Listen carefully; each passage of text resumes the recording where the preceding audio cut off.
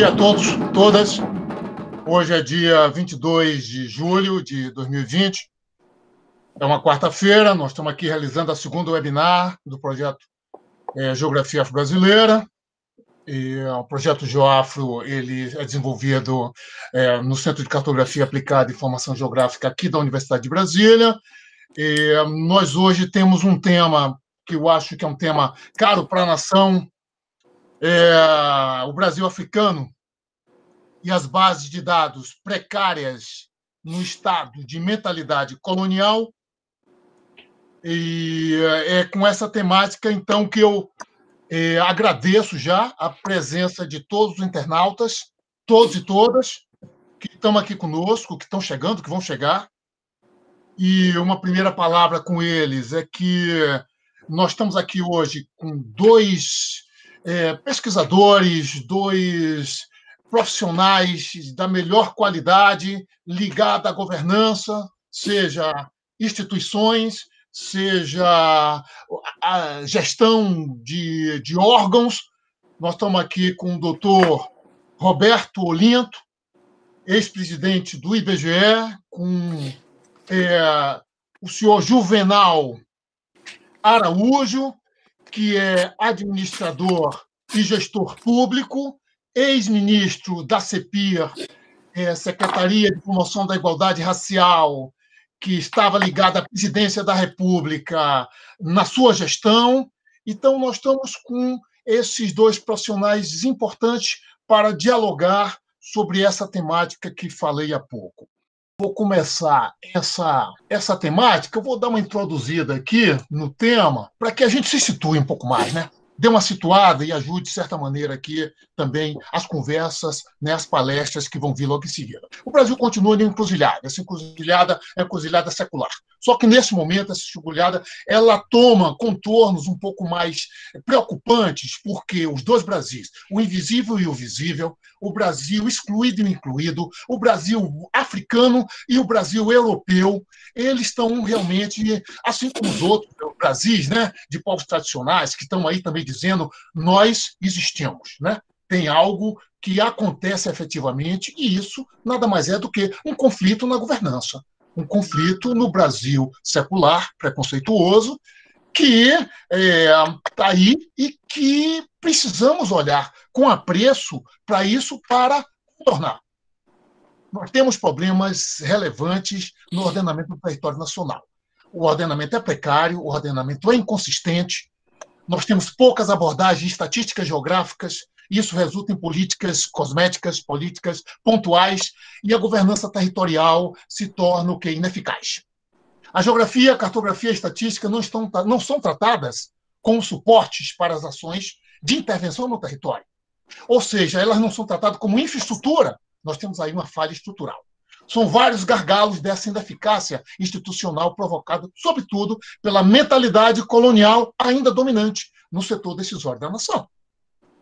Um deles é a falta de regulação. Isso é muito sério. Responsabilização do Estado pela informação geográfica. Como falei um pouco antes, nós estamos o quê? Com um Brasil excluído, invisível, dizendo nós existimos Brasil. Isso são o quê? São pessoas dizendo. São territórios falando. Onde estão os nossos dados? Onde estão as nossas informações? Quem efetivamente está morrendo em um momento como esse por falta de assistência de amparo do Estado? O Abdias do Nascimento, um homem ilustre, escreveu o seguinte: tem sido uma perversidade de outras elites divergir nesse país ignorante a questão racial. A discriminação não codificada trata-se de uma estratégia, um eficaz instrumento de poder, de simular o racismo sob o emblema da pobreza, marginalizando milhões de pessoas. Tentando encobrir, mas o complicador das contradições de um país rico e endividado, grande e faminto, belo e doente, que quer ser europeu a todo custo. Abdias escreveu isso quando assumiu como senador da República em 1991. Olha como continua atual essa citação do mestre Abdias. Um Brasil que continua preso ainda ao sistema escravista criminoso, a um sistema econômico, político e social. Não estamos falando de uma intervenção, estamos falando de um modelo secular de governança, de gestão, de convivência, de sociedade em um país que optou por ser um país agro. apesar das contradições desse agro. Esse é um mapa do século XIX, um extrato dele. Ele foi feito na França, no fim do século XIX, início do século XX, para mostrar a força do Brasil no abastecimento da Europa moderna. Então, o Brasil, por que o Brasil teve esse desenho de tantos grandes produtos gerados pelo sistema escravista industrial? Interessante dizer a violência desse sistema. Essa fotografia, ela revela tudo. Crianças, jovens, adultos, pessoas idosas envolvidas no sistema escravista, produzindo de sol a sol em uma quantidade imensurável de horas para o quê? Para atender às aspirações, para atender o mundo que precisava dos produtos do Brasil. O Brasil sempre teve, nesses 5 séculos de processo diaspórico, uma posição de destaque. Quer dizer, uma posição de destaque. O Brasil foi quem mais importou forçosamente populações do continente africano, vários grupos étnicos, diferentes línguas, diferentes hábitos. E o Brasil sempre conviveu e convive com os paradoxos desse sistema escravista. Um deles é que os africanos, as africanas, eram as mãos e os pés do Brasil, junto com seus descendentes. E o Brasil jamais existiria, teria aquele mapa que eu mostrei há pouco, teria cidades construídas, teria campos plantados, cultivados, desde sempre. Qual é o lugar dessas populações? A exclusão, as periferias, os lugares de mais precários da desigualdade que se instalou em todas as metrópoles brasileiras ligadas ao sistema escravista.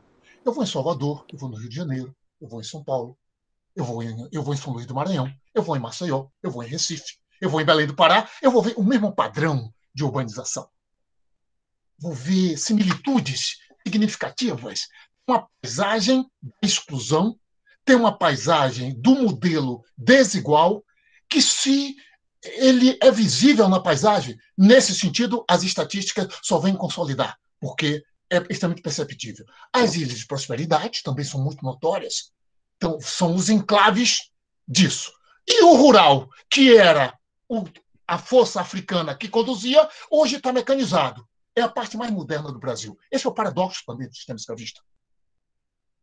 O campo, que era agrícola, de matriz africana, hoje ele é agrícola tecnologicamente. É a agroindústria. Então nós convivemos com 2 Brasis. Esse Brasil do passado e o Brasil do agora, que não dialogam, não conversam. O Brasil não consegue amadurecer porque suas políticas de Estado, quase que todas, foram para manter o sistema escravista, de certa maneira, vivo, a partir das exclusões, das inexistências, do não lugar no território, do não lugar na sociedade, e esses 2 mapas revelam isso, o passado e o presente, em conflito. Algumas políticas de Estado são interessantes. Eu vou trazer apenas uma delas, que eu acho que é importante, que é a política do embranquecimento. Esse é um quadro que mostra o quê? Os vários censos que o Brasil teve. Em 1872, teve o primeiro censo, que mostrou que 70% da população brasileira era formada por africanos e seus descendentes. A partir daí se desenha a política de embranquecimento, onde foi inventado o quê? O pardo, né? Anteriormente chamado de quê? De mestiço. Depois ficou pardo. De noite, todos os gatos são o quê? Pardos. Então, pardo é um ser inventado. Essa invenção, ela é uma das políticas de Estado mais consistentes que se desdobra no Brasil. Esse quadro, esse óleo sob tela, a rendição de Cã, está no Museu Nacional de Belas Artes, no Rio de Janeiro. Ele foi pintado em 1895. Mostra o quê? Uma senhora africana, a sua filha, um europeu, e o filho do europeu com a filha da africana, que é o pardo. Esse gráfico vai mostrar para nós, de 1940 até 2000, o último censo, o censo anterior, de 10 anos atrás, nós temos o que? A população preta cresceu pouquíssimo, porque o estereótipo, o preconceito com preto, ninguém quer ser preto, porque está associado ao quê? À escravidão. Está associado a esse. O pardo, entretanto, cresce de uma maneira expressiva. Isso tudo é tido como quê? Como minoria. O preto é minoria, o pardo é minoria. As minorias do Estado real segregador brasileiro são, na verdade, as maiorias no território usado. Então, nós somos maioria, nós não somos minoria. Esse também é um paradoxo do sistema. Esses dados do DIEESE mostram muito bem a inserção da população afro-brasileira no mercado de trabalho. Todos os marcadores, a população afro-brasileira sai perdendo no rendimento, nas horas trabalhadas, na escolaridade. Então, temos que refletir a manutenção dessa política cruel de dados que revelam essa exclusão secular. Os estereótipos é um pano de fundo que permeia toda essa conversa. O que é aprendido, o que é ensinado, porque o racismo, ninguém nasce com ele, isso é aprendido, né? Isso é ensinado, de certa forma. Então, temos que ver que tem um modelo operante onde o Brasil faz isso muito bem, com relação ao continente africano, mas ele esquece que também isso é feito conosco. Como é que muitos europeus nos olham? Como é que muitos orientais nos olham? Às vezes a gente vê uns folders como esse, as moças, os rapazes brasileiros, tudo vestido de pena. É o folclore, é a imagem de um Brasil do século XVI, XVII, que não conseguimos ainda redesenhar. O Brasil tem, na sua história, 7 registros de constituições. Pelo menos 6 delas são marcadas por políticas preconceituosas, seja para não ter terra, seja para não estudar, seja com princípios eugênicos, seja, enfim, com políticas traçadas, escritas na Constituição, para que o Brasil africano passe a ser incluído. A Constituição de 1988 é a única que traz, por exemplo, a palavra quilombo, que está aqui desde o século XVI. A última Constituição é que se refere aos quilombos com um dispositivo reparatório. Entretanto, um dispositivo até o quê? Transitório. A qualquer momento pode sair. Então, o que é que verificamos? Que o Brasil atual, sem máscara, mantém galopante o caminho de uma mentalidade e dos valores coloniais dos 5 séculos, de desigualdades sociais, econômicas, políticas. Por quê? Por medo. Por preconceito. O que é preconceito? Falta de informação. Uma parte do preconceito é isso. Então, a gente diz que a desinformação é um conteúdo fundamental. E ele, hoje, é uma das explicações para uma opção cruel que o país, a governança atual, toma de extinção de uma parcela significativa da população de origem referenciada ao Brasil africano. E isso todos nós estamos verificando. Porque, ao não informar, está omitindo algo que para nós é muito relevante de ser evidenciado, que a informação não pode ser tratada como poder. O racismo no Brasil não pode mais continuar sendo política de Estado nem de governo, que é isso que nós assistimos ao longo desses 5 séculos. Como a academia, como o setor decisório vai analisar ações de ordenamento no território sem informações diversas, organizadas, acessíveis, informações que tenham velocidade? Nós estamos o quê? No milênio da geoinformação, do Big Data, da geolocalização. Como o Brasil trata isso? De maneira vinciana, de maneira tímida, de maneira ineficaz.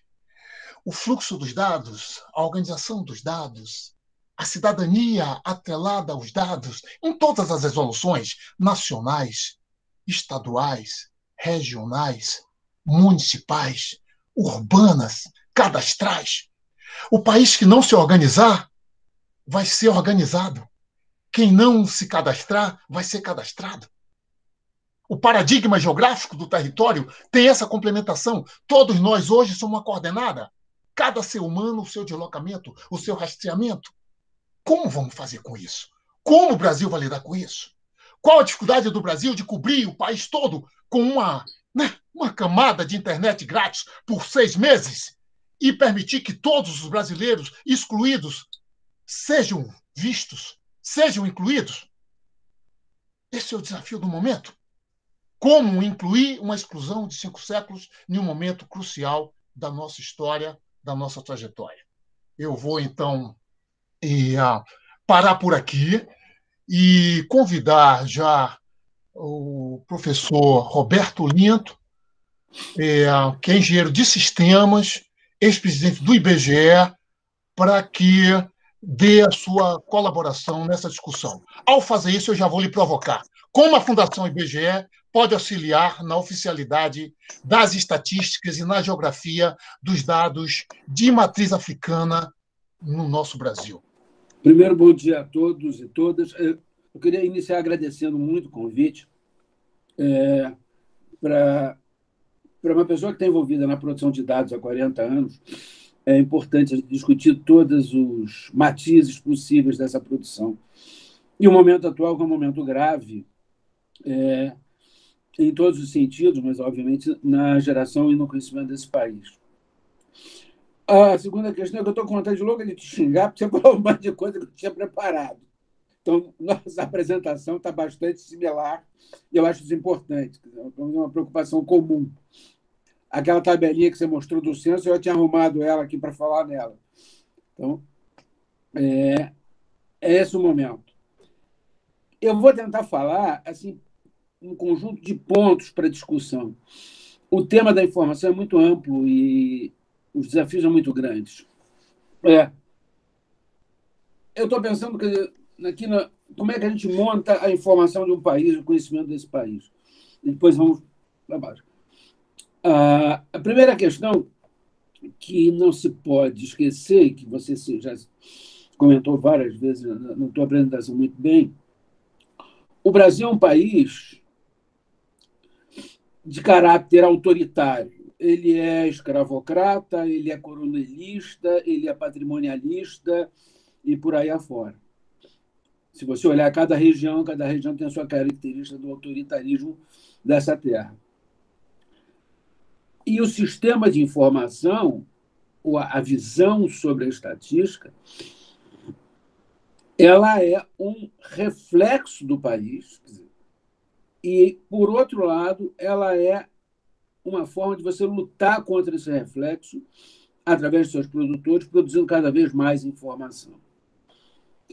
Eu vou começar, pelo menos, pelo lado bom. Quer dizer, o Instituto Brasileiro de Geografia e Estatística, do qual eu trabalhei 39 anos, é um dos melhores institutos estatísticos do mundo, modéstia à parte.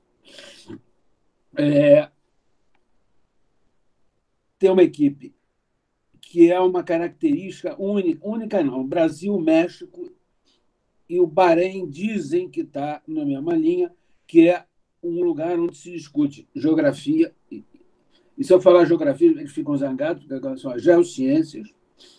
Tem toda a parte. Tem uma diretoria inteira de geografia e cartografia, mas é uma diretoria de geociências cada vez mais ampla. E uma diretoria de estatística que trabalham juntos. Isso é um avanço imenso para o Instituto de Estatística. E esse avanço é porque dentro do Instituto você tem desde engenheiro, estatístico, matemático, filósofo, cientista social, economista. É muito importante aquele Instituto. Vamos ao lado bom.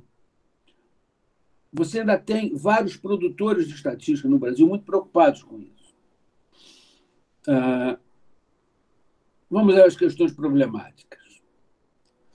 Obviamente, os institutos.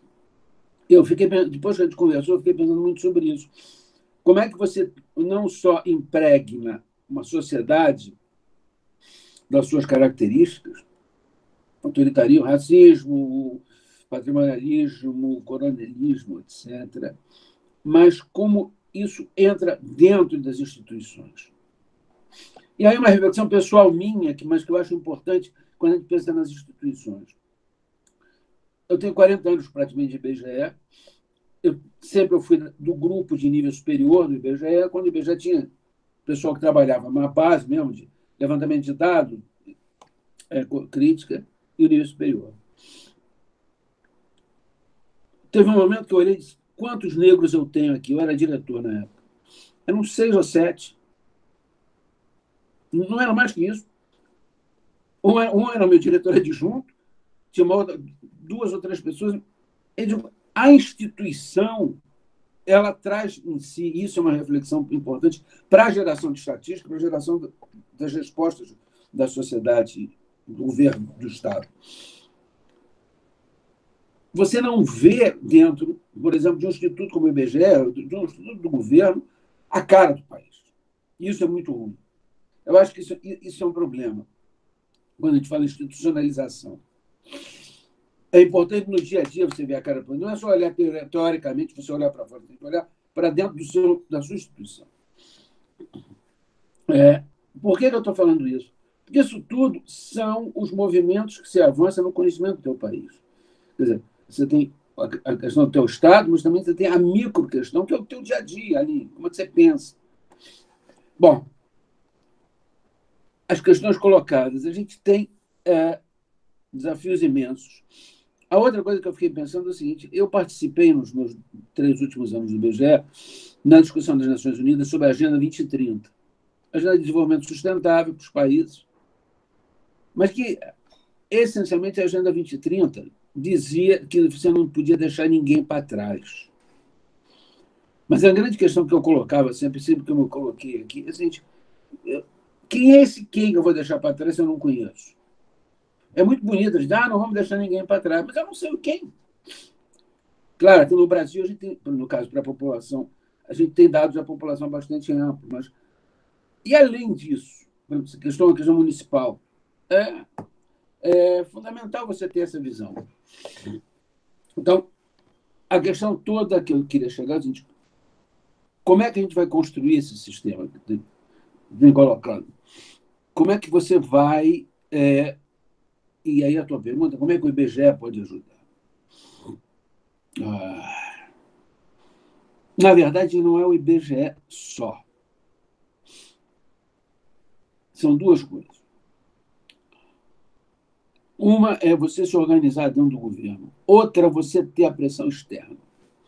Sem que você tenha movimentos sociais pressionando permanentemente, você fica manco. O problema é que você tem duas pernas e as duas pernas têm que funcionar. É a questão da institucionalização do governo, dos governos, nos 3 níveis, e a pressão social. Estatística e geociência só existem se tiver demanda e pressão por elas. Senão é um exercício pessoal, acadêmico, que está pensando sobre alguma coisa. E a gente está falando de informação para o conhecimento da informação oficial. Como é que o Brasil existe hoje nessa coisa?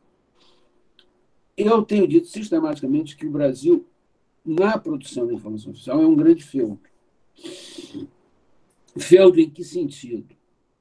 Você tem grupos que dominam áreas e cada área não fala com a outra.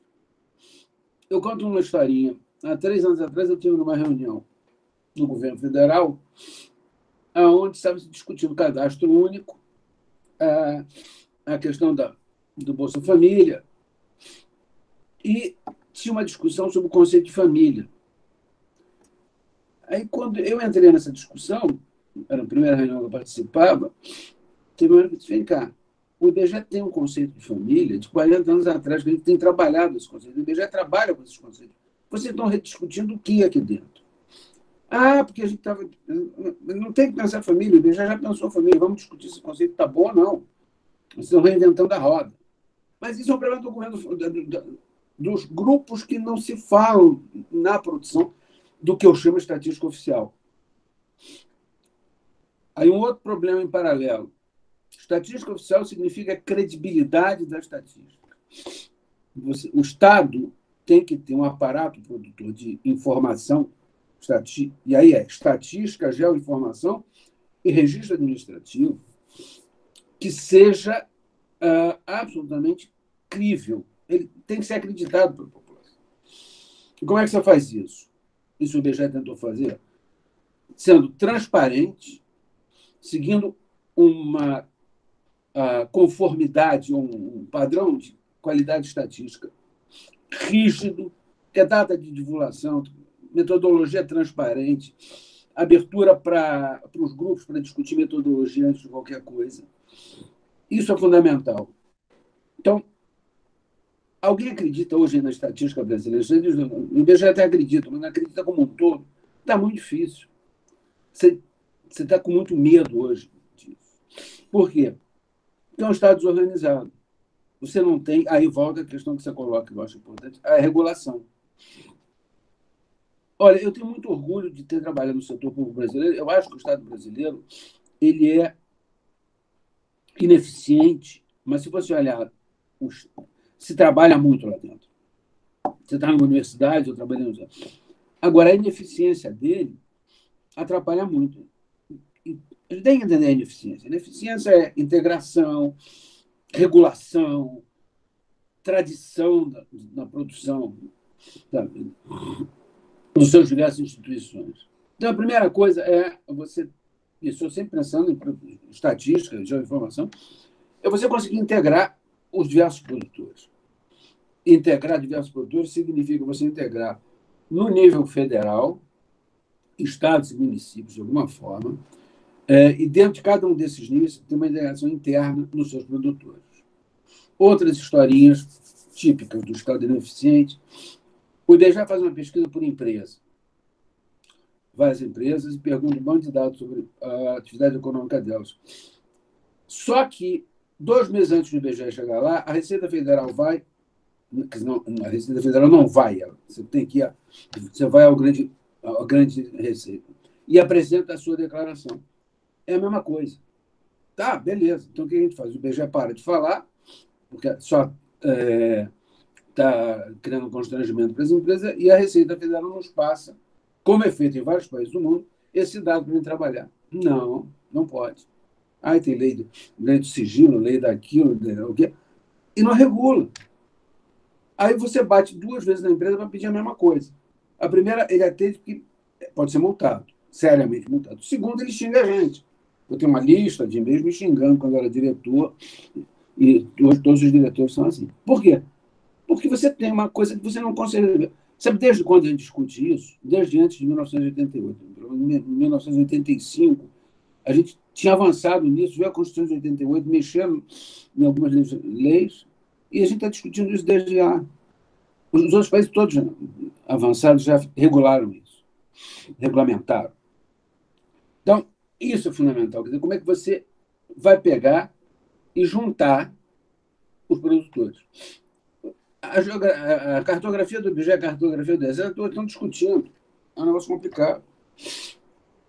Agora, é uma vantagem enorme a gente ter hoje estatística e geografia dentro do Instituto. O mundo inteiro está discutindo isso, a gente já está fazendo. Só para falar coisas boas. A gente já faz isso há muito tempo. Então, quais são os pontos que são importantes? A regulação, mas a regulação é você criar uma discussão, uma coordenação de toda a produção da estatística oficial do país.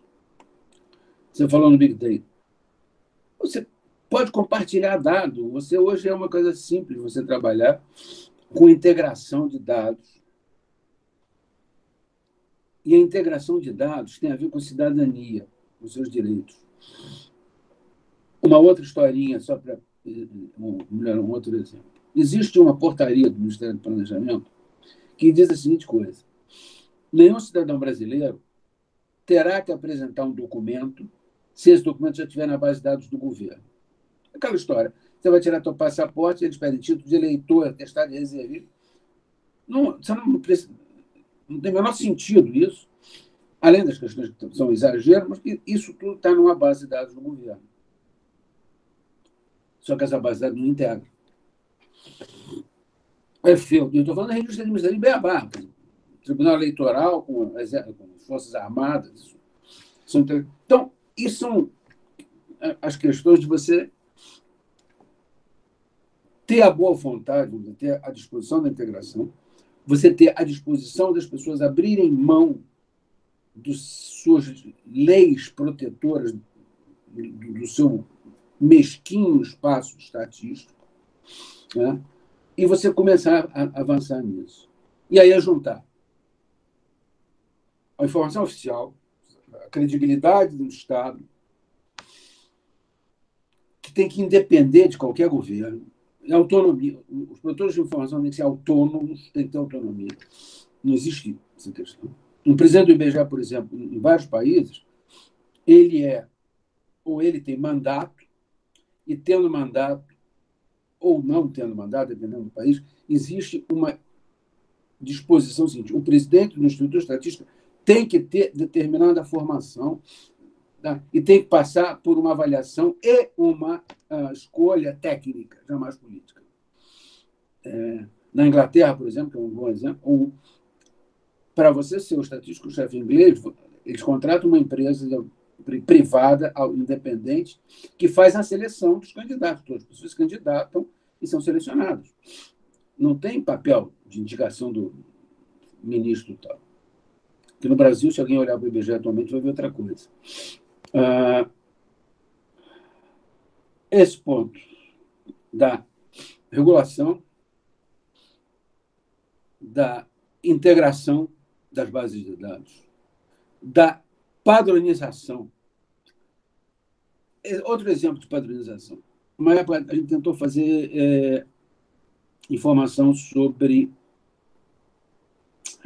violência. Absolutamente impossível no Brasil, porque cada delegacia desse país registra o crime do jeito que bem entender.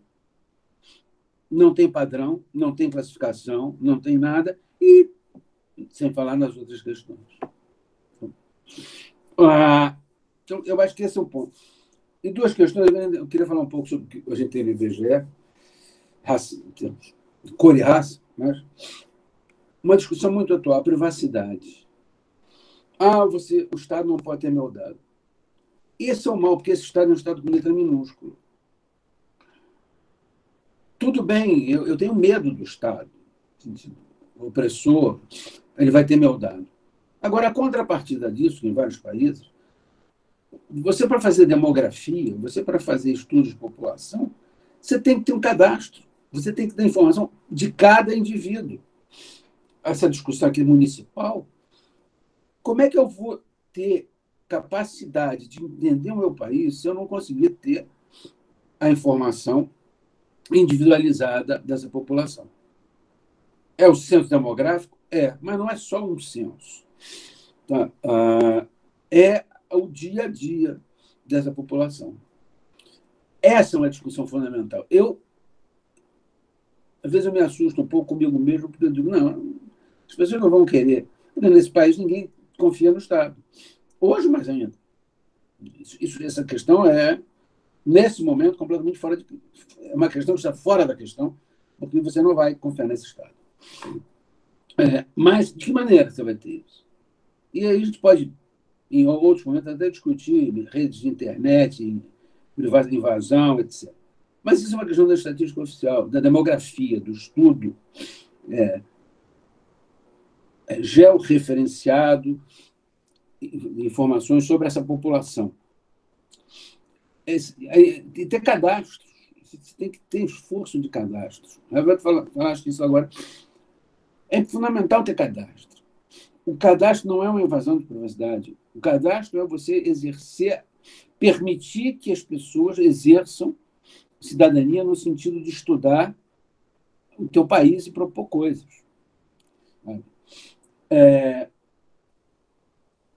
Isso é um ponto-chave que eu acho que a gente tem que como avançar.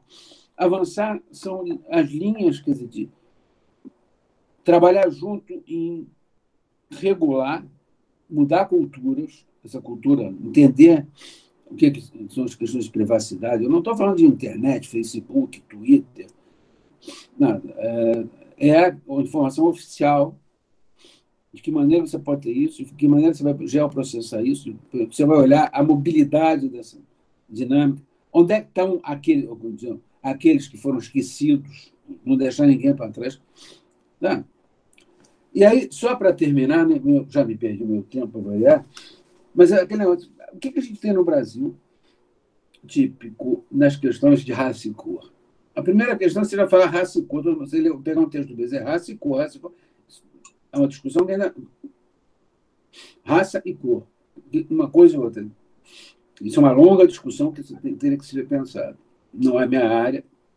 Mas, por exemplo, além do censo que você citou aí, tem uma pesquisa que eu acho extremamente interessante, tá? Foi feita em 2008, que é a pesquisa das características étnico-raciais da população. Tem 2 volumes publicados. Foi uma pesquisa que estava querendo exatamente entender isso.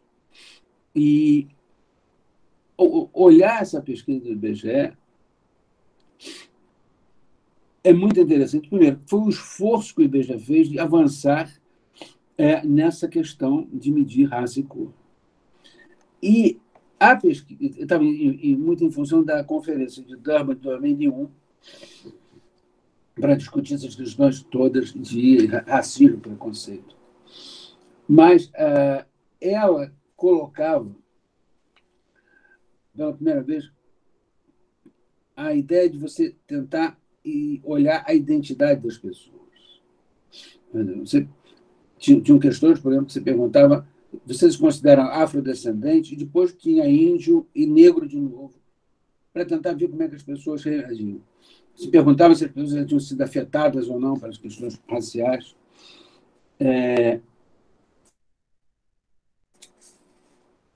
Se trabalhou muito assim. A questão que é uma questão fundamental para a identificação, não só da questão de raça e cor, mas a religião, que é a autodeclaração. Se você faz uma pergunta aberta em autodeclaração, é dificílimo você fazer crítica, porque as pessoas declaram tudo. Várias cores diferentes, etc. E dão a sua visão. E tem uma outra também para você perguntar, pergunta fechada, por isso que você tem poucas categorias para a estatística poder avançar. A questão do pardo é terrível. Eu contei para o Rafael outra vez, eu tive que ir fazer um seminário em inglês nos Estados Unidos, eu não consegui traduzir pardo, eu não vou traduzir para brown. Então, eu botei pardo entre aspas e expliquei o que era o conceito na época. Mas é ruim. Quer dizer, mas onde é que a gente vai? Tem que ser discutido, tem que avançar. Não dá para botar aberto, mas não dá para botar 40 categorias, mas o que nós vamos fazer com isso? Não, mas terminando, eu acho que essa pesquisa de 2008 foi importante. Ela deveria ser, em algum momento, ela tem que ser revisada. Mas o que mais é necessário? Uma integração dos diversos produtores também no nível do Estado e do município. O município, como chegar lá, é outra questão. Tem que usar outras técnicas, a questão do cadastro ajuda muito. Ter um bom senso. Quem acompanha a questão do censo demográfico, que seria esse ano, passou para o ano que vem, viu que, na verdade, nós, quer dizer, eu e outros presidentes do IBGE, perdemos uma batalha que era para evitar a redução do questionário. No momento desse, querem reduzir o questionário de censo.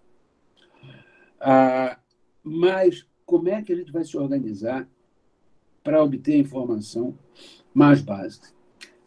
Não é só no nível do município, mas na questão de características não só de cor e raça, mas das populações mais carentes, identificar exatamente isso tudo. Isso eu acho que é uma discussão que deve ser levada, no sentido que, só para terminar, a gente tem um belo sistema de informação no Brasil, comparado com outros países, mas está muito longe do que eu chamaria de bom. Eu gostaria de chamar de razoável, respeitando cada instituição, mas não o sistema como um todo. E a gente necessita muito. Então, o avançar aí é que cada grupo possa se reunir e forçar as discussões, não visando não apenas a sua variável pessoal, mas entender que se você não tiver um sistema como um todo, a tua variável pessoal se perde naquilo, que é fundamental a gente brigar pelo nosso espaço, e entendendo que o nosso espaço ele interligado a todo um grande espaço que tem por cima a cultura nacional, a formação desse país, que possa ter efetivamente um sistema de estatísticas, geoinformação, estatísticas e registros administrativos, registro de nascimento e morte, importantes. última palavra, eu falei registro de nascimento e morte. A crise da Covid é um grande exemplo da falta de cadastro e da falta de informação. A necessidade que se tem hoje de informação para lidar com uma crise que não sabe onde vai terminar, mostra claramente que seria muito mais fácil se a gente tivesse uma grande base de dados, um grande cadastro, e pudesse atuar com mais eficácia, e que o SUS estivesse integrado ao IBGE, com as suas bases de dados, e georreferenciado junto ao IBGE, de forma que você pudesse atuar. Eu acho que isso é um exemplo final. Bom, já me estendi muito, desculpe-me, obrigado. Vamos para as perguntas. Meu caro Roberto,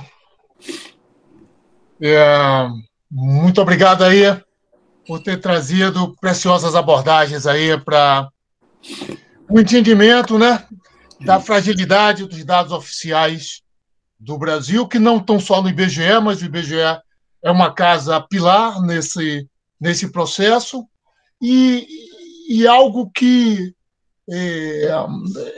é também fundamental nesse processo, que é a desmistificação de que a informação é poder e tem que ficar guardada na casa de meia dúzia, que a informação cadastral não pode ser oferecida por medo de algo que é da nossa cidadania, né? Então, nós temos esse caminho aí que é educativo e, ao mesmo tempo, da eficácia da informação para que o ordenamento do território seja mais equilibrado, né? Muito obrigado aí pelas contribuições, vamos continuar trabalhando. Eu vou passar aqui a palavra imediatamente para o subsecretário Juvenal Araújo, que, como falei antes, é graduado em Administração e Gestão Pública, foi nosso ex-ministro na CEPI, ligado à Presidência da República, foi a última gestão federal de CEPI, e atualmente está trabalhando nos direitos humanos junto ao governo do Distrito Federal, para que o Juvenal possa trazer aqui suas colaborações. Na hora que for oportuno, meu secretário, eu abro aqui os mapas que você sinalizar, tá bom? Bom dia a todos e todas. Estou de máscara porque estou num ambiente que tem outras pessoas, tá?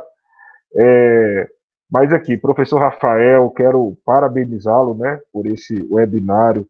Professor Roberto, estava atento aqui, ouvindo a sua fala, e são vários pontos importantes que o IBGE sempre foi um parceiro nosso quando precisávamos de estatísticas, né, principalmente nesse mundo ainda de invisibilidade da população negra. Não que nós somos invisíveis, mas sempre tentam nos invisibilizar. E a questão da metodologia do IBGE, na parceria que nós tivemos, principalmente enquanto estávamos à frente da CEPI, ela foi fundamental para que nós pudéssemos ter algumas normas e alguns atos normativos publicados através do governo federal.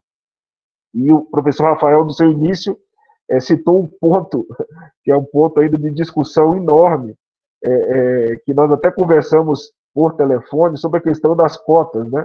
Das cotações, da questão do pardo.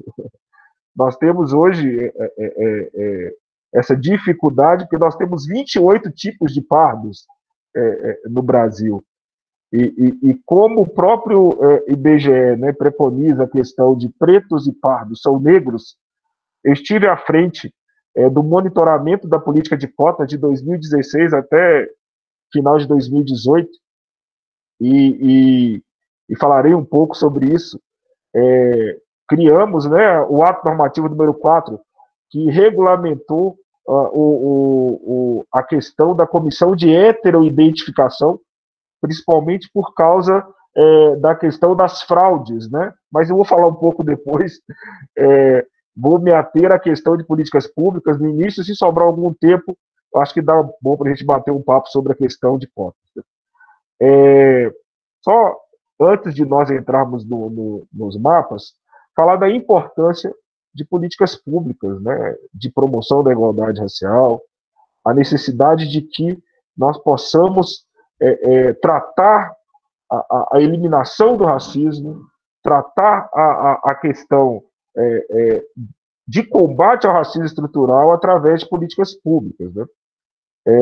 E é importante ressaltar isso, até estava falando com o professor, há 2 anos para cá, eu me foco muito nas minhas palestras, falar sobre a necessidade de políticas públicas efetivas e permanentes de promoção da igualdade racial.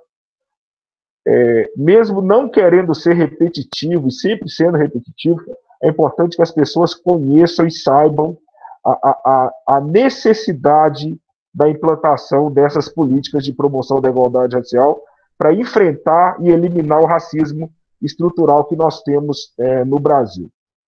Como eu disse, né, quando assumi a CEPIR, ali já no início de 2016, quando eu fui para o governo federal, nós tínhamos ali cerca de 10 estados e 30 municípios que tinham feito a adesão ao Sistema Nacional de Promoção da Igualdade Racial, que é o SINAPIR, né? Então, o SINAPIR é o sistema em que nós colocamos à disposição dos municípios e os estados a condição de, ao se cadastrarem no sistema, ali você tem uma pontuação para que esse estado ou município, então, possa participar dos editais ali de fomento à política de promoção da igualdade racial. Para que o município ou estado faça adesão ao Sistema Nacional de Igualdade Racial, ele tem que ter 2 instrumentos ali instalados, que são os instrumentos primordiais para a promoção da igualdade racial, que é a instituição de um Conselho de Promoção da Igualdade Racial, né?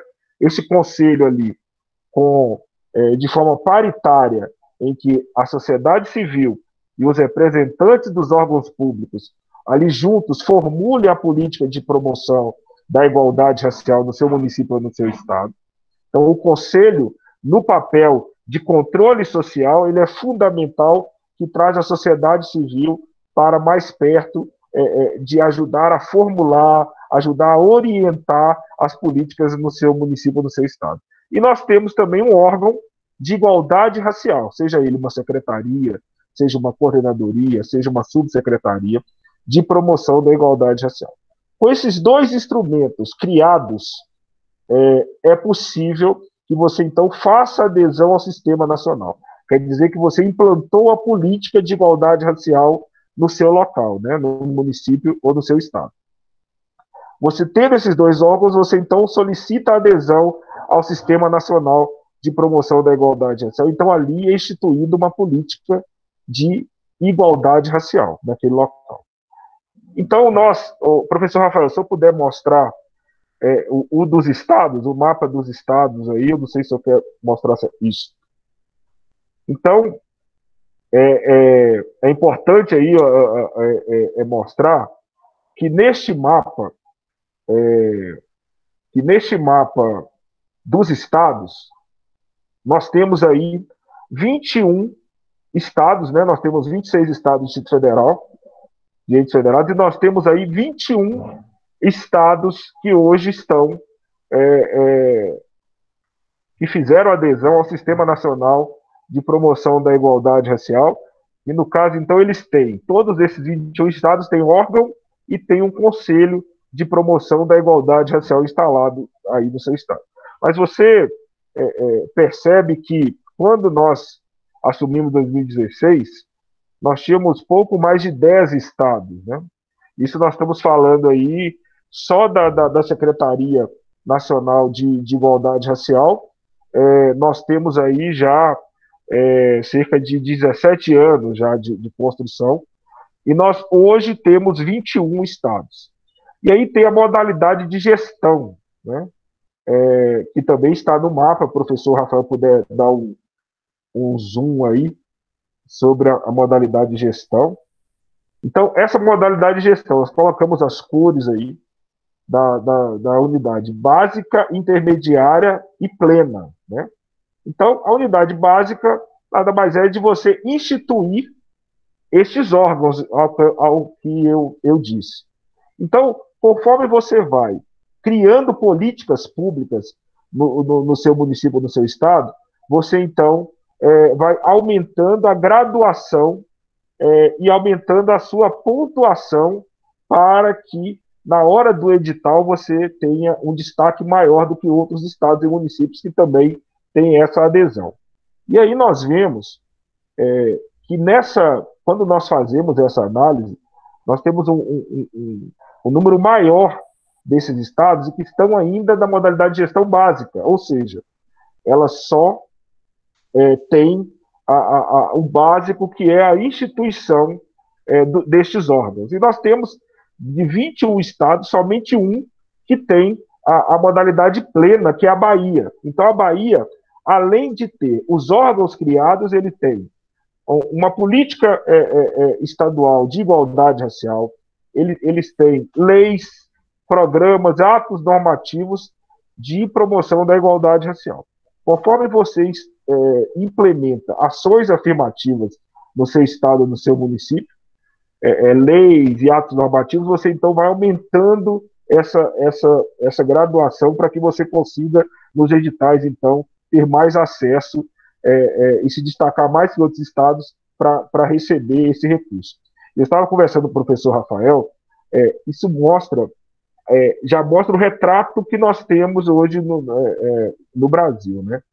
De nós termos aí estados importantes que ainda não conseguiram sequer instalar a política de promoção da igualdade racial. Não tem como eu também dizer de uma situação em que ocorreu quando eu estava à frente da CEPI. O estado de São Paulo, né, o estado mais populoso da nossa federação, ele só foi fazer a adesão ao Sistema Nacional de Igualdade Racial em 2017.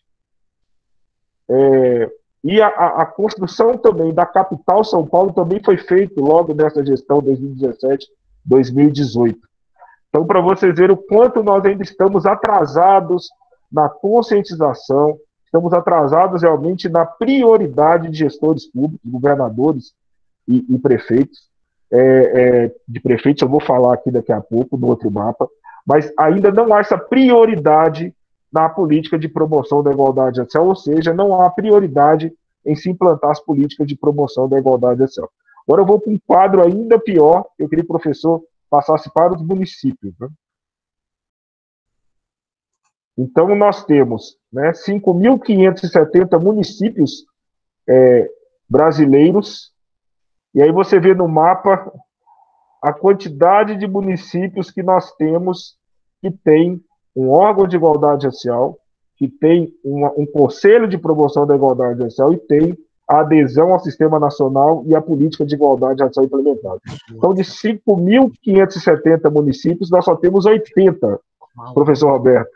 Nós temos 80 municípios que têm a política de igualdade racial implementada no Brasil. Isso é 1% da federação. E eu sempre costumo dizer isso, né, que quando me perguntam, Juvenal, por que ainda há o racismo no Brasil, né? Por que ainda o racismo estrutural ele é muito forte no Brasil? E o retrato desse mapa é a resposta. Né? Não há essa prioridade da política de igualdade racial no Brasil. Tem o professor também fez aí o número conforme as regiões, né, professor? Dá para ver uma porcentagem das regiões, né? Da região norte, da região nordeste, centro-oeste, dá para você ver quantos municípios você tem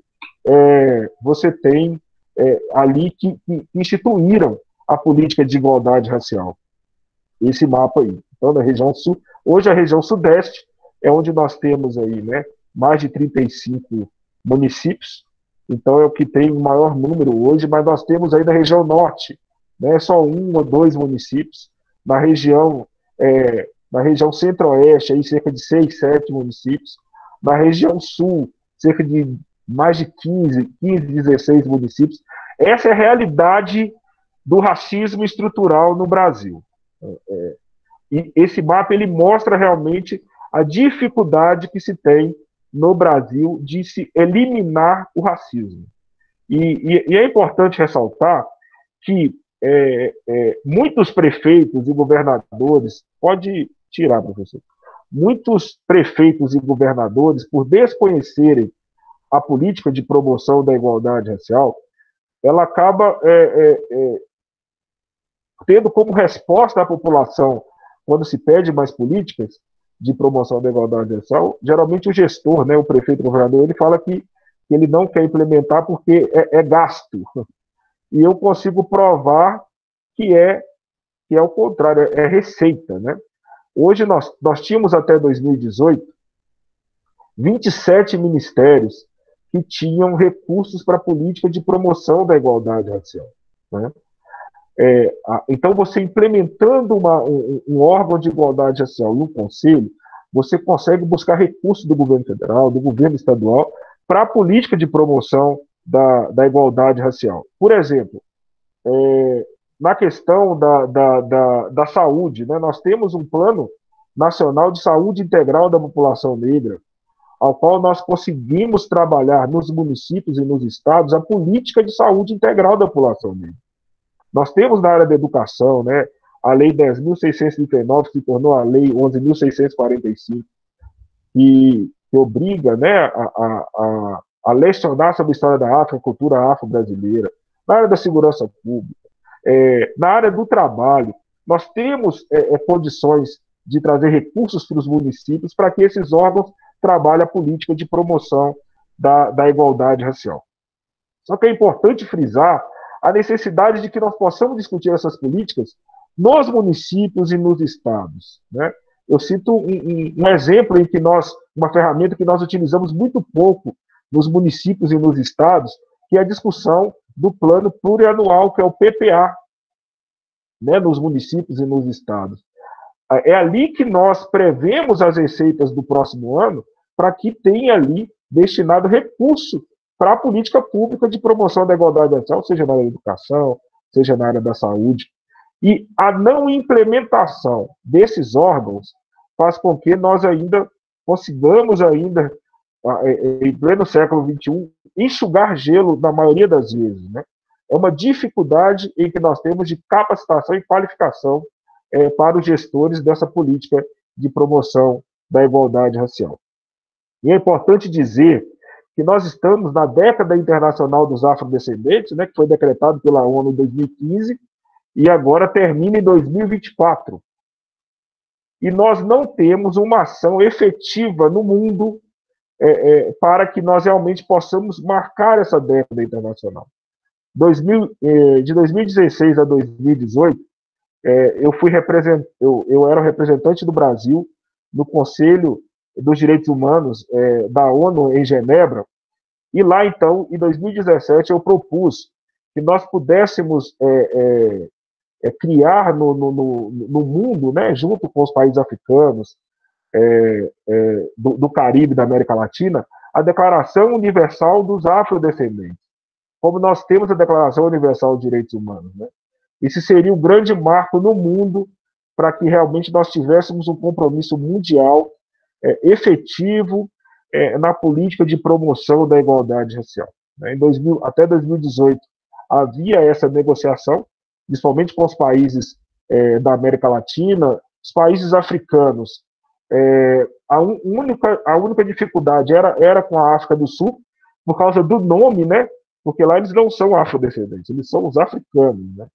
Mas essa discussão ela foi sanada, e então os países, havia uma discussão já então com os países do Caribe, bem adiantada, e também os países da América Latina.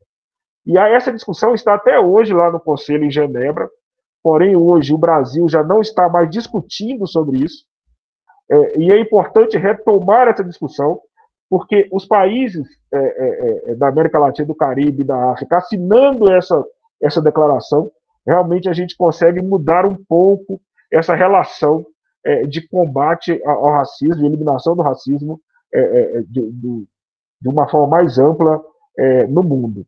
Aqui no Brasil, a questão das cotas, né, quando se implementou, o professor Roberto falou sobre a autodeclaração, até então a autodeclaração ela foi e é um dos grandes marcos, né, que nós tivemos durante esse tempo no Brasil, da pessoa se autodeclarar negra, né?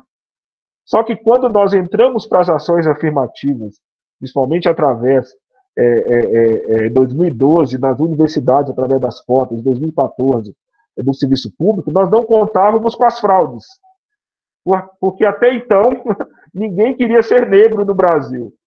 Quando nós criamos as ações afirmativas, aí começaram pessoas não negras a quererem ser negros. Então, quando se iniciou as fraudes, assim que iniciou a questão das cotas nas universidades, nós tivemos, então, uma decisão do STF, além da DC 41, nós tivemos a DPF 186 do STF, que falou que só a autodeclaração ela não era suficiente para garantir o acesso aos negros à universidade. Então, era necessário criar algum mecanismo para que garantisse o acesso à população negra à universidade, né, através das cotas. Então, junto à Secretaria de Planejamento, nós criamos, né, a CEPI, junto ao MEC e ao Planejamento, criamos o Ato Normativo número 4, que criou, né, regulamentou a Comissão de Heteroidentificação. Graças a esse sistema, professor Rafael, que nós conseguimos, então, e até hoje, nos concursos públicos e também nas universidades, fazer a aferição através do fenótipo, para que, então, nós pudéssemos atender essa demanda do STF e fazer a verificação. Porém, nós só conseguimos esse êxito do ato normativo do serviço público. Nas universidades, não há essa obrigatoriedade da comissão de heteroidentificação. Então, cada universidade, ela cria a sua própria aferição. Claro que hoje nós somos procurados para que possamos auxiliar essas universidades, para que possa ter um sistema de aferição mais eficiente. Mas, na época, né, e até hoje, nós vemos uma dificuldade das universidades em aderirem e uniformizar a comissão de heteroidentificação em seus espaços acadêmicos. E pior ainda, né, não há ainda para eles não há necessidade de uma humanização do ambiente acadêmico, que para nós ele é fundamental, né? Não tem como nós falarmos da questão de acesso às universidades de negros se não houver uma ambientação do espaço acadêmico. É um espaço totalmente diferente da maioria da população negra periférica que adentra esses espaços. Então, se não houver uma ambientação desses espaços, continuaremos tendo um número alto de evasão de evasão desses alunos, como hoje acontece no Brasil. Mas é importante salientar que são essas ações afirmativas que fazem com que nós realmente tenhamos a garantia de que a população negra ela possa ter as mesmas oportunidades que a população não negra. Essa não é a realidade hoje no Brasil, né? Mesmo nós sendo maioria populacional, ainda somos uma minoria política. E esse acesso hoje ele não é nos dado em pé de igualdade com a população não negra. Então é importante ressaltar isso. Não há uma outra forma de eliminarmos o racismo sem ser através de políticas públicas. Mas nós precisamos trabalhar a conscientização, qualificação dos nossos gestores para esses dados que, para mim, são os piores dados que podem acontecer quando se diz da eliminação ao racismo, que é a falta da implementação da política de igualdade racial nos municípios e nos estados. É importante que todos, né, que estão aqui assistindo conversem nos seus estados, nos seus municípios, para conscientizar os seus gestores da implantação da política de promoção da igualdade racial. Se o argumento for a questão da despesa, eu já falei aqui várias respostas para isso. temos recursos do governo federal, do governo estadual para a política de igualdade racial. Mas para que ele possa buscar esse recurso, ele tem que realmente ter a implantação do órgão e de um conselho no seu município ou no seu estado. E é muito importante, finalizando, é muito importante ressaltar que nós temos alguns programas, alguns projetos que nós mesmos implementamos no governo federal durante a nossa gestão. Um deles foi o kit de igualdade racial. Até 2017, eu costumava ver e ficava admirado quando nós tínhamos entregas, né? Quando algum deputado ou senador entregava carros, computadores, caminhonetes, geralmente para a saúde ou para a área da segurança pública. E nunca eu vi uma entrega dessa ligada à política de igualdade racial. Então, nós criamos em 2017 o kit da igualdade racial. Pela primeira vez no Brasil, nós direcionamos emendas parlamentares para a política de igualdade racial. Então, esse kit foi criado, né, e até hoje ele está acontecendo no governo federal. Então, o estado em que os deputados e senadores destinam recurso direcionado para o kit, então ele entrega, seja uma caminhonete 4x4, porque nós temos os nossos quilombos, né, e que é difícil acesso, seja barcos, que nós temos comunidades quilombolas ribeirinhas, então o acesso, a política tem que chegar até esses espaços, computadores, bebedouro, refrigeradores. Então, pela primeira vez no Brasil, hoje nós temos esses kits que pode chegar tanto para o órgão quanto para o Conselho de Igualdade Racial. Parece uma coisa tão pequena, mas nós negros não tivemos isso até 2017. Trabalhar realmente políticas públicas através de emendas para fomentar e para fortalecer esses irmãos e irmãs negros que estão aí na ponta, trabalhando no Conselho ou no órgão de igualdade racial. Então, eu tentei resumir ao máximo aqui, professor Rafael, e aí finalizo e me coloco à disposição aí para as perguntas. Muito obrigado, meu caro secretário Juvenal, pelas suas contribuições, esclarecimentos e análises pertinentes, sobretudo no que nós estamos vivendo agora, né? O Brasil africano, ele não é visível, ele é hostilizado, ele é discriminado quando lhe é oportuno. Quando é oportuno por sistema dominante para pessoas, vamos assim dizer, pongar e se beneficiar dos ganhos ou de fragmentos, né, do que se conseguiu com muito suor, que é a política de cotas, a gente tem que agora criar dispositivos, despender uma outra energia, uma outra atenção, que é para que a política seja eficaz. Eu acho muito oportuno essa conversa, muito oportuno esse tema. Nós temos aqui questões que estão ligadas a esse ponto.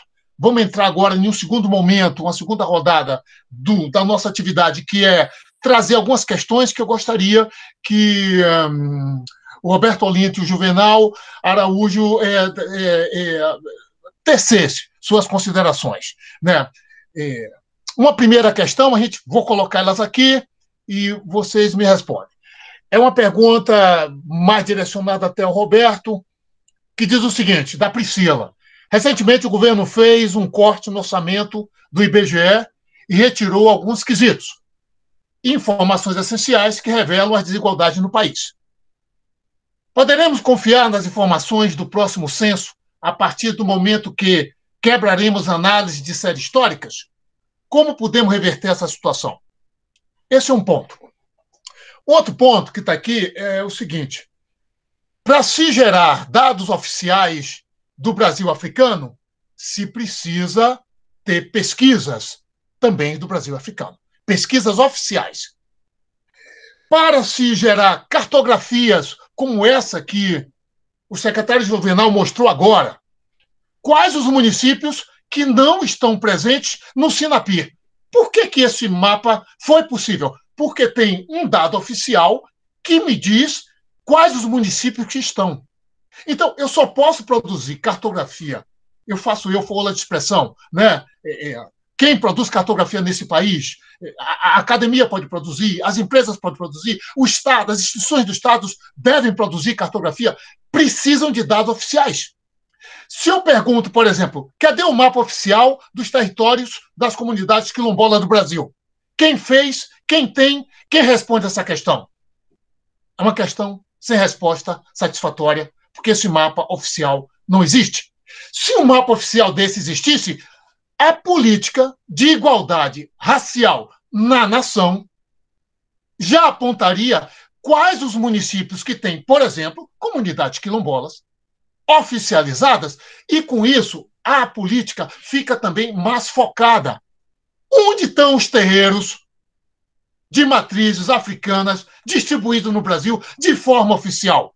Os municípios que têm registro também já estariam ligados diretamente em política de igualdade. Por quê? Porque tem essa cartografia, tem essa estatística oficial que calça, que dá base para a implementação de políticas. Eu estou colocando esse ponto porque eu quero ouvir vocês dois também sobre isso, porque na medida que nós temos estatísticas precárias, cartografias precárias, as políticas públicas ficam, eu diria assim, sem chão, sem lugar, sem referência geográfica, sem referência espacial. Então, eu queria que vocês colocassem um pouco sobre isso. A palavra está aberta aos dois, talvez inicialmente passar por Roberto Olinto, em seguida por Juvenal, e aí vocês já fazem também as considerações de vocês e a gente fecha esse momento aqui de trabalho. A questão do censo, que é a primeira pergunta da Priscila. Primeiro, uma coisa, pode confiar no resultado? Pode. Por que que pode? Porque o IBGE, como alguns órgãos do Estado brasileiro, e são muitos, tem uma equipe que garante a qualidade do que vai ser feito. Claro que podem ter problemas e erros, mas você ainda tem, vamos dizer, uma organização institucional dentro do IBGE que tem uma visão muito de ser um órgão de Estado. Só que, acima disso, e aí entra exatamente a briga que a Priscila comentou, é o seguinte: há uma gestão de direção e de orçamento. O que aconteceu com o censo, que o censo foi um projeto gestado dentro do IBGE durante talvez mais de 4 anos. Desde outra, inclusive a discussão, por exemplo, a gente teve a discussão sobre quilombola, entra quilombola no censo, como é que você coloca, quais são os problemas. Cada quesito daquele é discutido exaustivamente com várias áreas. O que pode ser feito depois, numa outra pesquisa, você passa a pesquisa nacional de saúde. O que aconteceu é que, no atual governo, com a mudança da direção, a pessoa foi colocada no IBGE absolutamente afastada das questões estatísticas e de gestão de um órgão de Estado, veio dos Estados Unidos, uma pessoa indicada pelo ministro de forma familiar e veio para o IBGE dos Estados Unidos, que morava lá há alguns anos, ou seja, eu acho que não tem bem noção do que é o Brasil, ouvindo 2 ou 3 pessoas, resolveu reduzir o censo, alegando um problema fiscal e alegando questões técnicas, na verdade, irrelevantes. Isso criou um conflito. Então, quer dizer, eu e os 4 últimos presidentes do IBGE, que foram pessoas, dos 4, 3 com 40 anos de casa, 35, se colocaram a favor do censo, e os outros presidentes, por uma questão política, pessoas que estavam fora do IBGE há 20 anos, resolveram se contrapor. Esse ponto é fundamental porque, apesar de garantir a qualidade, não é o censo que nós gostaríamos de fazer. Nós, é a sociedade, porque não foi o IBGE que discutiu o censo, foi todo mundo, organizações sociais, etc. E vem uma pessoa de fora, com algumas idiosincrasias, inventa a questão fiscal. Um comentário rápido. Obviamente, dentro da questão política, houve algumas traições dentro do IBGE, de pessoas brigando por cargos, infelizmente. É pouco, mas sempre existe. E esse censo está deformado. O que a gente pode fazer? O censo foi adiado para 2021. Existem pessoas dentro do IBGE que acham que não vão sair, que ele não sai mais. Isso é uma tragédia nacional. Então, o que eu acho que tem que saber agora é olhar esse censo e provocar uma rediscussão desse questionário, e aí tem que ter uma pressão forte sobre o IBGE. Não sei o que pode acontecer, quer dizer, tem questões fiscais, mas essa é uma visão que não vale só para o censo, não, vale para tudo. A gente tem pesquisas que estão ali, tem uma pesquisa sobre o uso do tempo, que era importante para ver o papel do tempo, principalmente para fazer uma conta, que a gente tinha discutido, uma conta sobre a questão da mulher, o quanto a mulher está envolvida nessa questão, o tempo que ela gasta. O homem também. Não tem dinheiro para fazer. Você tem pesquisas, por exemplo, essa pesquisa, me perguntaram, eu coloquei a resposta, mas a pesquisa das características étnico-raciais da população está no site do IBGE, tem 2 volumes, eu gosto muito dela, mas ela é de 2008. Qual é a continuidade dela? Falta dinheiro. A questão dos municípios. Como é que a gente vai... O IBGE tem uma pesquisa chamada Munique. O Juvenal deve ter visto, que vai aos municípios ver a gestão do município. Munique é a estadia que é Munique. Ver se o município tem algum tipo de secretaria, algum tipo de gestão mais oficializada. Essa pesquisa Munique é fundamental para saber se os municípios, por exemplo, têm uma visão mais sobre a questão de direitos humanos, sobre a questão racial. Isso tem que ser colocado. Então, esse é o avanço que a gente tem que ter. Agora, é uma questão de autonomia, e uma questão que o orçamento não pode ser discutido a cada momento politicamente. É um orçamento de Estado. O IBGE não tem fundos, em algum momento, para fazer uma pesquisa. Tem que pedir dinheiro no orçamento anual e briga dentro da Câmara dos Deputados e do Senado por orçamento. Os dados oficiais, isso é uma questão chave. Eu tinha falado, a gente tem que ter uma política de dado oficial, você tem que ter uma agenda, e aliás existe o Plano Nacional de Informações Estatísticas e Geográficas, está na lei, se não me engano, de 1973, de 68. O plano está lá, nunca foi feito. E a ideia do plano é que você tem uma reunião a cada 10 anos, que você atualiza esse plano e saia uma agenda de produção de estatística para os próximos 10 anos. Esse plano foi abandonado, a gente tentou recuperar 2 anos atrás, ninguém deu muita bola. Mas está na lei, você tem que ter essa... E aí é nesse plano que a gente avança para essas questões mais contemporâneas que tem que ser colocado. Isso tudo tem que ser colocado no plano e com dinheiro, orçamento alocado, porque senão vão construir ponte em algum lugar aí, não vão fazer pesquisa.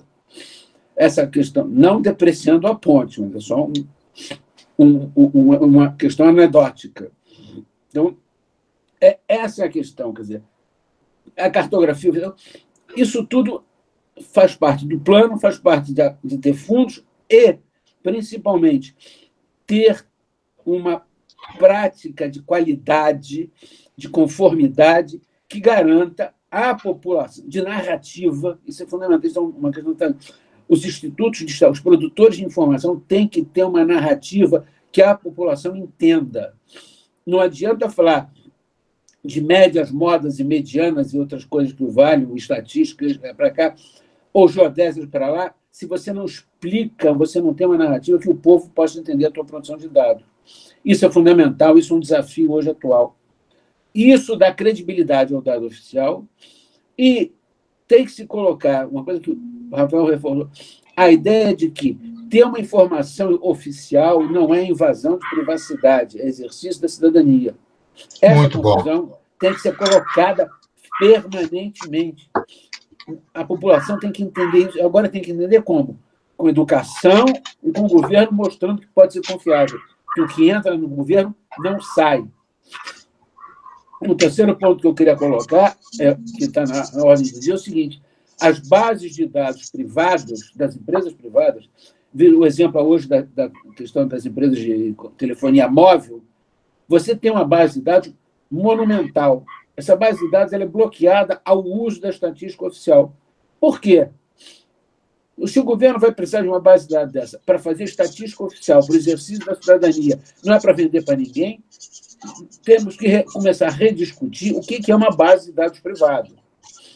Qual é o uso disso, quando você pode reverter para uma questão maior que é o dado oficial. Eu acho que esses são os pontos que a gente tem que manter na cabeça, mais ou menos, aí. E a questão do censo, quer dizer, eu tinha conversado com o Rafael outro dia sobre a questão do quilombo. É muito gozado, porque quando você põe quilombo no censo, na minha cabeça tem uma relação inversa. Não é um favor botar o quilombo, é uma obrigação.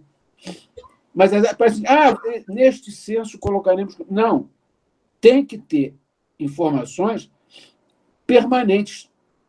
Isso é uma questão cultural que passa desapercebida, mas é chave.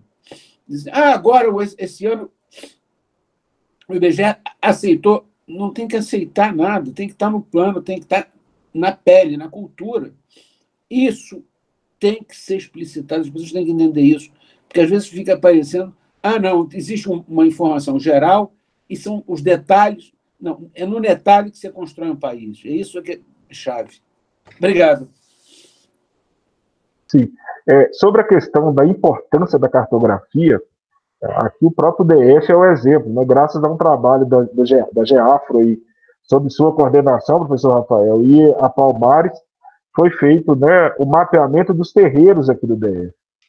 E hoje eu vejo quanto essa ferramenta, né, que hoje a Mãe Baiana, que é a nossa coordenadora de liberdade religiosa, que mais está à frente, que esteve à frente também no governo federal, eu vejo a importância até da necessidade de que nós tenhamos realmente que expandir isso para os outros estados, né?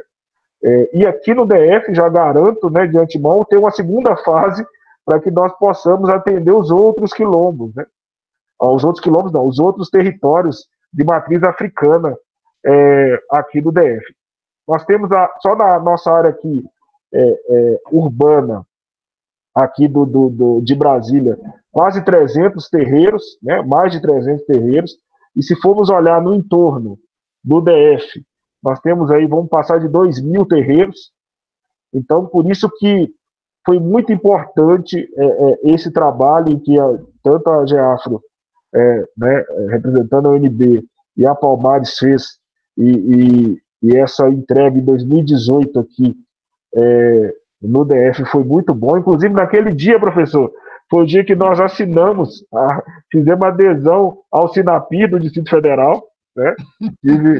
Tive o prazer de, no mesmo dia, assinar junto ao governador da época a adesão ao Sistema Nacional de Igualdade Racial aqui no DF.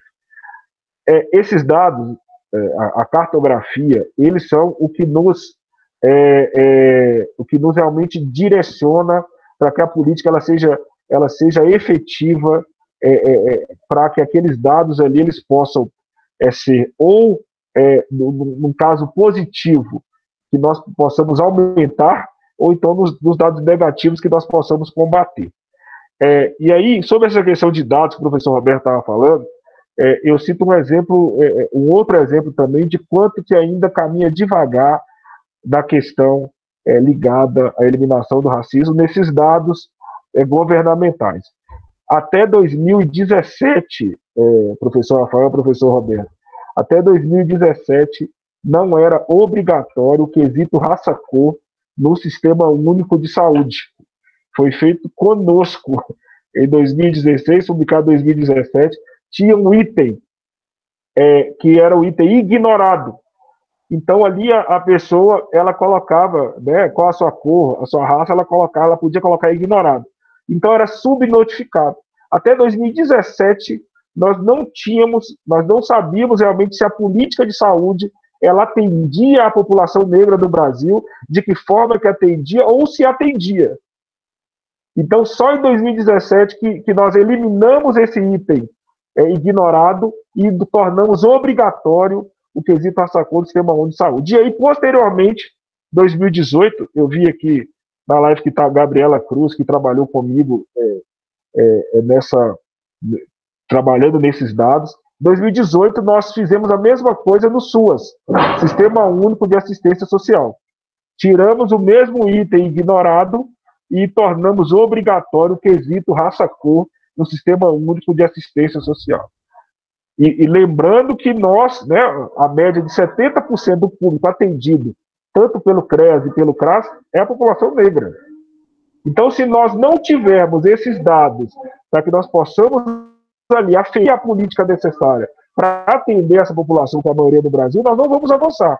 Então, isso mostra um pouco, né, vocês que são da questão da cartografia, dos dados, e trabalham isso muito bem, isso mostra a dificuldade que a população negra ainda tem de termos dados, de termos uma cartografia, de termos um mapa para quantificar realmente se a população negra está sendo atendida do Brasil nas suas necessidades, né?